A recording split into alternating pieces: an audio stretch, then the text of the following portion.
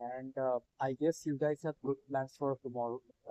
আগামীকাল পয়লা বৈশাখ, সবাইকে শুভকামনা অ্যাডভান্স।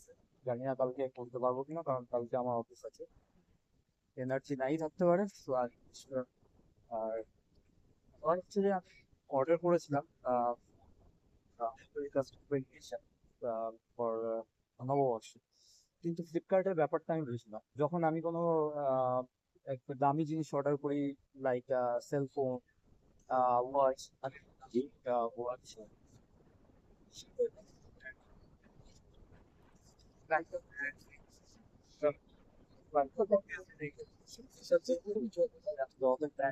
ব্যাপার কয়েকটাই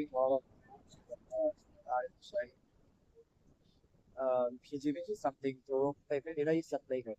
তো ওগুলো অত বেশি দামের মধ্যে হয় না, লেস দ্যান 1000, অত বেশি দাম না। তো ওগুলো অর্ডার দিলে আমি দেখি ওদের ডেলিভারি আস্তে আস্তে 7-8 দিন কেটে যায়। যদি আমি সেলফোন অর্ডার দিই, এমন লাগে যেন বাড়িতে, আমার বাড়ির বাইরে বসেই ওরা সেলফোনটা ম্যানুফ্যাকচার হয়েছে। মানে পরশু দেওয়ার কথা, সেটা আজকে অর্ডার দিলাম সকালে আমি, হয়তো দেখালো যে পরশু আসার কথা অর্ডার, সেটা চলে এলো আজকে বিকেল। আর যখন টি শার্ট অর্ডার দিই তখন জানি না কেন এত দেরি করে, এখন আমাকে দেখাচ্ছে 17th এ আসবে।